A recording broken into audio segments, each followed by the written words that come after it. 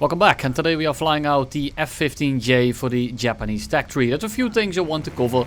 The first one is that the F-15s did indeed get nerfed a little bit when it came to the low speed performance. Despite this nerf, however, and the fact that the F-15J is about 500 kilograms heavier than the F-15A, these things are not boats, far from it. I hear a lot of people complaining about the F-15s being bad in dogfights, bad in air RB, and just bad at flying overall. And this is one of the best airframes in the game right now. Sure, the missile set isn't that fantastic, but it's very competent. The AAM-3s make it a little bit better in that regard. They are basically just souped up AIM-9Ms. And yes, they are better. The main thing to take away from it is that they have a lot less drag. So they go a lot further in a tail chase at about Mach 1 on the deck. If you're both going Mach and he's flying directly away from you, you can probably look at about 3 to 3.5 kilometer shots if they aren't aware of it and not dodging it at all, which is pretty insane. It's not unheard of, but for a small missile like the AIM-9, it's pretty damn good. The turning performance is 5 to 10% better than the AIM-9M, which doesn't sound like a lot, and it really isn't, but the fact that it also has a lot less drag means that it loses less speed, so it can keep that optimal turn up for quite a bit longer, and there are some shots that are just extremely nasty. But again, most of the time you're not gonna feel much of a difference, other than the fact that they just have a lot more range. It doesn't completely make or break the plane, and if I had to choose between the F-15A and the F-15J, I am actually having quite a hard time to actually do that. Sure, the AAM-3s are better, but they are marginally better most of the time. But at the same time, you use the airframe a whole lot less than you do use the missile. So I'm not entirely sure if I want to have a better missile that I use all the time, or if I want to have a slightly better airframe. That doesn't really help me out most of the game, so I think I'm actually gonna go with the F-15J, also for the fact that the teams are just 20 times better. The F-15A teams right now are in absolute shambles, and if you are flying solo on the American side as of right now, I can't really fault you for thinking that the F-15 is an absolutely terrible plane, because you just can't get a break in it. You're always 2v1, you're always struggling. It's... I can't blame you, but please look past the teams and look at the actual plane individually. And you'll see that this thing is pretty damn competent. Now, we are going to dogfight an F-16C for a little bit. And you might say, well, this guy is already going pretty slow, he's probably slightly damaged. And you are correct, but I want you to just take a look at the turning performance overall. And I do have a few better dogfights where I'm actually fighting people that are not completely damaged, as well as the J8F that we are about to engage right here. So we go head on with him. I've been trying to get him to get my attention, but he insisted to go bombing first. So we go head on, and he's gonna try to force the one circle, and you can use these terms all you want. It's not gonna change the gameplay, and a lot of you don't know what it means. So instead, I'm just gonna say, I'm gonna turn the other way of his nose, and I'm gonna try and stay outside of that nose cone, because he also has an HMD. I'm sitting behind him at this point. I'm just energy trapping him by slightly pulling up and getting behind him. At a certain point, the J8F runs out of energy because it's a delta wing with not powerful enough engines. We hit him, we crit him, we shove a missile in his cockpit, we hit him some more. He doesn't really want to die. Want to be careful of that HMD. Luckily, he doesn't actually get to use it, and he ends up dying. Now, this right here is a nice example of something that the AIM-9M wouldn't have hit, and the AAM-3 will. The issue is that I purposefully made my launch as bad as possible to give the missile the hardest time it would have gotten in that kind of aspect. And sure, the AAM-3 hits it, but an AIM-9M could have easily hit it if I had actually launched it properly. So again, does it really change that much? No, not really. But the fact that it doesn't lose nearly as much speed in those turns just makes it so that it's a lot easier to hit longer range shots, and it makes it a lot easier for the enemy to actually drain it of energy. And if you can't drain it of energy, you have to flare it, and most people don't really know how to flare AIM-9Ms properly. But here they are, side by side, and not really the most in-depth, but you can see that the red one is turning a little bit tighter, and it's gonna drift right into it, whereas the other one simply doesn't hit. Second one here is mostly for the range. I can tell that they're kind of going head to head, and the second it stops burning, you can tell that the AIM-9M kind of starts dropping behind. In this instance, they both end up hitting, but I do think the picture is pretty clear that one is better than the other, but it's not super significant. I'm gonna shoot off a missile at about 3 kilometers. He's turning, he's not going that fast, so that will definitely be collected. Dodge the first missile, and then we are gonna take a look at the second missile, the AIM-7M. And the AIM-7M is definitely not a 27 ER. but it's still pretty damn good. It's not as far-reaching, it's not as fast, it's not as good kinetically, and overall, sure, it's a worse missile, but you still have 4 of them, and yes, some of your enemies might have 6. Most of your enemies will only carry 2 of them, and those enemies will have a vastly worse airframe than you. The Su-27 is an absolute joke. I do not care what you say, that thing is not good in RRB when it comes to anything other than the missiles. And you might say, well, that's all you need to dunk some randoms in a lobby. And you are correct, the Su-27 is extremely effective. But the second you run into someone that knows how to deal with your R-73, that knows how to deal with your R-27ET, or that knows how to deal with your ER, you're essentially going to be useless because he is going to pass you in the head on, he's going to one-turn you, and you're going to go on vacation directly towards the hangar. Now, I'm not going to pretend like the Su-27 isn't strong because of its missile set and that it's not powerful in the slightest or that it's bad in the game. Because it is pretty strong because it's 16v16 and everyone has their hands full with already engaging 2 to 6 people at the same time. Now, if you put an Su-27 in there that can just kind of rock up, shit on 12 people and then just leave because it has so many missiles, sure, it's going to be effective, sure, it's going to be powerful, but it's a missile bus, and a plane like this can kind of do the same thing, however, just slightly less effective. The thing is, the Su-27 is an absolute one-trick pony, and the second you don't get the example that I just presented to you, where you can come in from an off angle, shit on everyone and then simply leave, the Su-27 is not gonna get much done. Sure, the ERs are strong, but there are now a lot more planes that have more flares, so you can actually pre-flare now. Chaff is actually effective, so the ERs are essentially very easy to notch, they're very easy to defeat now.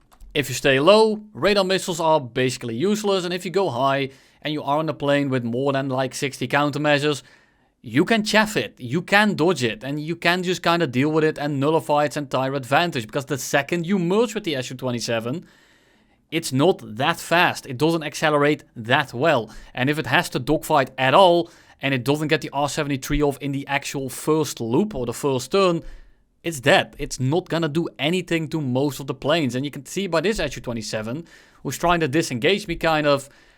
Sure, kind of a poor example because he ends up breaking off, but I have another example here coming right up. But before we get to that example, we have to actually watch the rest of this game, because I do like using stuff in chronological order, because that's just how I like to do stuff. We are gonna be looking at some actual gameplay now, and how are we going to be flying this thing? Well, we are going to fly it exactly the same as the F-15A, for the reason that I provided earlier. The missiles aren't that much better, and the airframe isn't that much worse. So you fly these things in essentially the exact same way. Lock a guy up that's not low enough, he ends up deep-throating the AAM-7 just after meeting. A little bit of a slut, to be honest. And we kind of just loop back in and start engaging the 2 stragglers that are on the side over here. So I want to go low so that MiG-23 doesn't R-24 me an add-on. We dodge him, we keep flying straight for the F-14, and we just kind of keep letting the missile guide with the radar, and it will just end up hitting. Now, the AAM-7s are a little bit bugged at the moment, and they kind of just miss sometimes for no apparent reason, but every radar seems to be doing that as of right now. I'm not entirely sure what the bug really entails, or if it's really a bug or just a reworked mechanic that's not implemented properly yet, or if it's actually supposed to be like that. I'm not entirely sure, but radar missiles are a little bit finicky at the moment. At least sometimes. Most of the time they are completely fine. I end up shooting the Sparrow here at the MiG-29 just after he passed the tornado, so it doesn't go for him. But it goes for the tornado anyway, after he had already died. We get behind the MiG-29. I'm gonna cut my throttle, and because I'm going a little bit slower than him now, I can very easily just cut inside of him. Now we crit him, we basically disassemble his plane, but not enough to send him back to the hangar. So I'm just gonna dive away here and get back into the terrain to kind of just nullify his missile set. I want to get away from him, he's crit, he's not really a threat anymore, so I'm just going to fly away towards the middle of the map and help out the rest of my team. I'm not too worried about that MiG-29 as of right now. I'd rather spend my time on winning the team fight, and if I win the team fight, I can very easily win versus the MiG-29 at the end of the game, whether it's 1v1 or 2v1, because I'm in an airframe that can actually handle these planes quite effectively. So we fly towards the middle again. MiG-29 gets, well, his ass eaten. And there's a few Su-27s and a few MiG-29s. Also a JA-37, which I'm not really too worried about. But the FRS here is gonna come at us first. So I break off, fly at him, we only get a hit, he doesn't hit us, and we are just gonna turn back into the main fight here and try to make sure that we pressure these Su-27s, because if we keep these guys pressured, they're gonna fall out of the air pretty quickly. So I just want to kind of keep engaging them, make sure that they keep losing speed, and once they are going slow enough, they are essentially free kills, other than maybe a point blank R73. But if you pre-flare them, they're not really that painful to deal with. You want to pre-flare R73s because they still have the wider FOV. And as the FOV is rather wide, they're pretty easy to flare. However, once they are off the rail and they have been flying for a while and they get like within 1 kilometer, they become basically impossible to flare and it becomes a little bit of a preying game. So you want to make sure that they don't get a solid lock on you to begin with. And then you are safe for most of the time. Lock onto the JA-37. FRS coming in from the side. J-37 pulls in, just dodge the head on to be honest. Lock onto the FRS, who is flying after my teammate. Turn the radar side off because it's just going to make me miss all my shots. Discombobulate his plane and keep on flying straight. J-37 is behind us, but at this point it's 3v1. And just like that, we very quickly just mop up the team fight.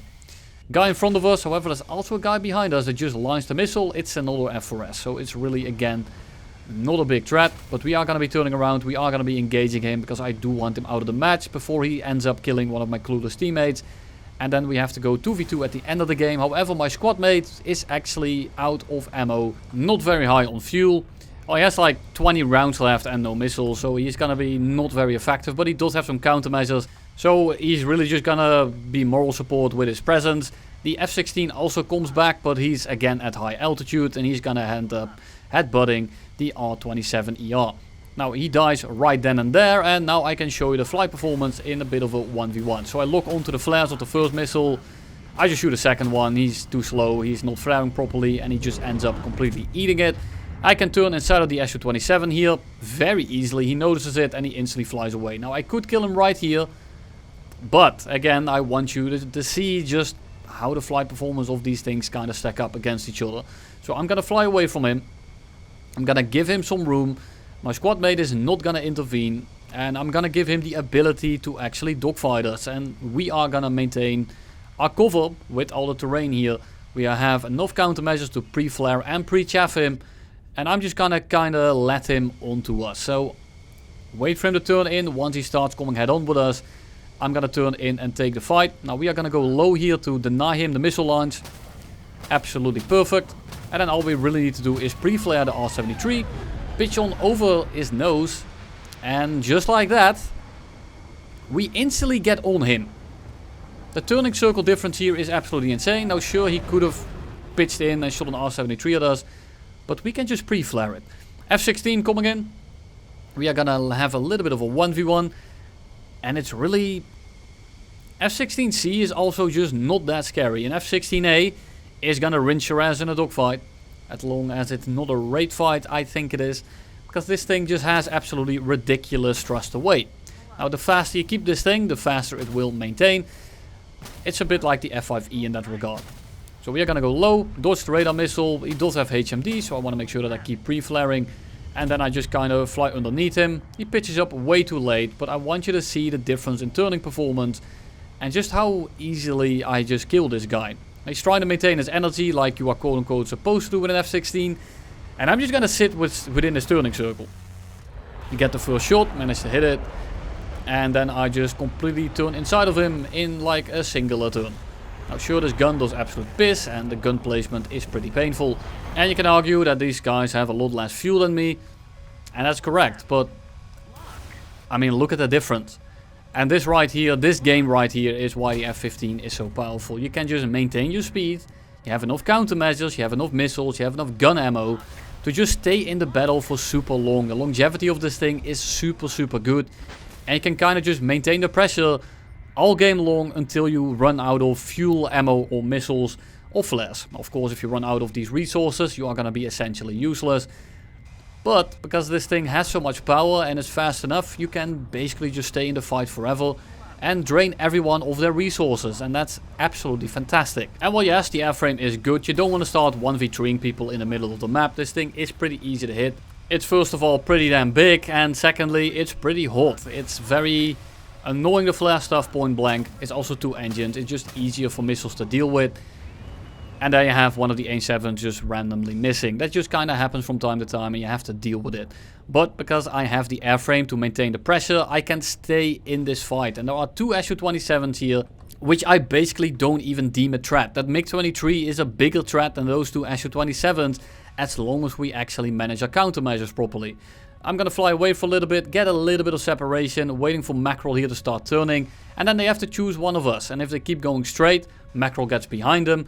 And if they go for Mackerel, they have to turn a little bit and they are gonna lose all their speed. Now the Su-27 and the J-11 did get their flight models updated a little bit so they don't lose as much speed because they don't turn as well. But they are still dropping speed quite significantly. And we still have a pretty easy time killing these guys. So I missile the first guy, go for the MiG-23 in the background, doesn't end up hitting, he flares it. So and basically I went up, I shot my missiles, I didn't kill anyone. But even though I just did that, I am still not in danger because these guys are not gonna be touching me. The F-15 is just too fast. It holds too much speed and it accelerates way too well. Now this Su-27 is going to be engaging us.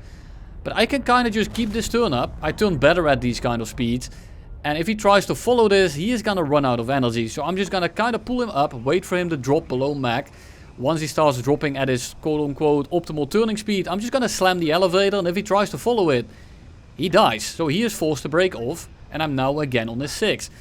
Now you can say, but the Su-27 can also do wide turns and try to maintain its speed. You are correct, but I can turn harder doing that, and if he tries to do that, I can also maintain my speed, and I will still out-turn him, while I also will get on his 6, and I will reel him in. MiG-23 catches the Sparrow. And now it's 2v2 and we have an F-15 and a Gripen and they have a MiG-29 and a MiG-23. So it's essentially over. But I still want to take these fights with some care because it's a 2v2. And because the F-15 is kind of a team plane, it's very strong in these team kind of fights because it has so much countermeasures, it doesn't run out of speed. And sure, it doesn't have the best missile set, but it's still pretty competitive. And I do want to look at team fights, especially the smaller ones. Because I think that these kind of fights are the most fun in the game. Now sure, in this kind of instance I am running against 2 planes that basically really stand no actual chance. But because it's a 2v1 and they actually ended up covering each other quite well, we had to play it somewhat smart. Mackerel is yet again kind of running low on resources. And I'm trying to make sure that we turn it into a 2v1. Try to missile the MiG-29 on the deck, but he goes low enough, the missile hits the ground. And I end up getting behind him. Now we are both on this guy 6 because Mackerel has basically no real way of killing him. And I will kind of catch him until he kind of goes faster than us. Now I get on his 6. I'm starting to get slow. He starts losing a lot of speed because the MiG-29 is able to just drop its speed just like that on a dime. And I'm gonna turn away from him. I'm gonna make him turn as long as possible. And I start pre-flaring. I also start defending against the missile that's coming in. We dodge it by going low. We pre-flare the guy on our 6. And we can just exit. And we are again going Mach 1.02. There are not many planes that can do this kind of stuff. And this thing has a very easy time doing it. And that's why it's so absolutely beautiful to fly. They are running relatively low on energy here. I'm running kind of low on fuel. So I want to just cut my afterburner sometimes. I'm trying to stay around Mach 0.9. And by doing that, I will have enough energy and enough ability to really keep the pressure up. And not burn through all my fuel very quickly. We go ahead on with the MiG-23. We have plenty of ammo. We just kind of shoot up and down. We draw a vertical line over his plane. And if he doesn't roll out of the way, he's going to collect some rounds. He did so. He is now crit. And the MiG-29 decides to leave his buddy. Now that's great for us because we have now singled out the guy that has been crit. And I'm just going to be cruising after him until he gets too close, which is basically right now. I'm going to reel him in. He has no real chance of doing anything anymore. It's 1v1. It's only a MiG-23. He turns in front of us, we squeeze the trigger and we take his plane apart. We then re-engage the MiG-29 that has been sitting around the airfield for a little while now. And I'm still on the same ammo, fuel and flare load. We just pre-flare the MiG-29 SMT and add-on. We drop the speed a little bit. We instantly cut inside of him and we are outside of his helmet mounted display. And there is no way for him to actually shoot at us. And he's trying to maintain speed. But even though he is trying to maintain speed, because I have so much more power, I end up catching him in approximately 12 whole seconds. And that's all she wrote. If you think the F-15 is bad, give it another shot. Don't pay too much attention to the teams or try to fly one in another nation. It's really not that bad. It's actually pretty great. Thank you all for watching. Have a nice Christmas and you'll see me in the next one.